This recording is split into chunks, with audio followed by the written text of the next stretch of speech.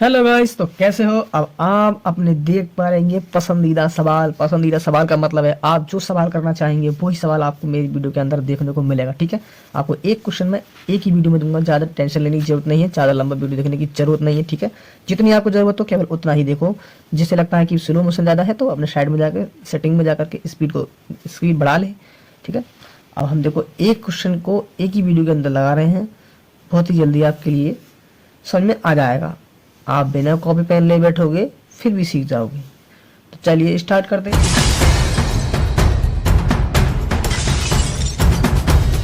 सवाल आपकी स्क्रीन पर है, सवालों को देखो ध्यान से पढ़ा करो। दो अंकों की एक संख्या के अंकों का योग 12 है।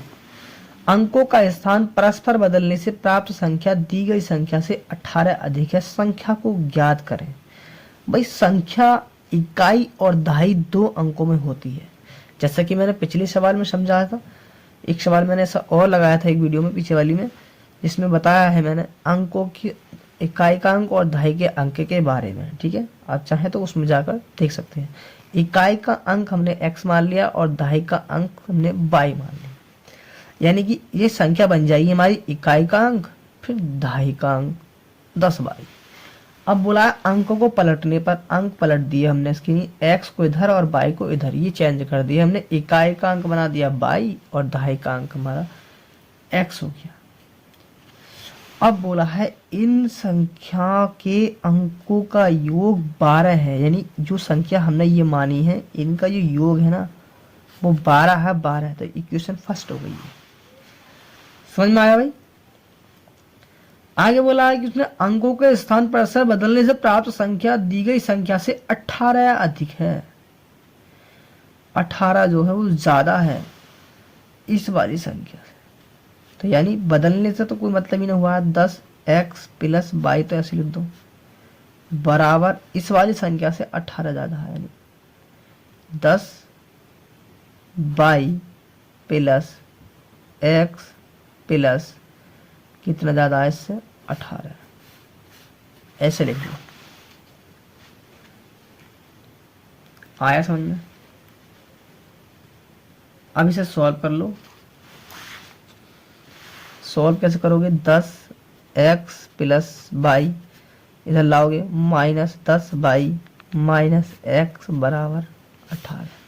ये 10 में से x घटाओगे तो बचेगा 9x, यहाँ घटाओगे तो बचेगा माइनस के 9y और बराबर 18। 9 कॉमन करोगे तो बचेगा x माइनस y बराबर 18। 9 से इसे भाग कर दोगे, 9 दूनी 18, यानी x माइनस y बराबर आएगा 2।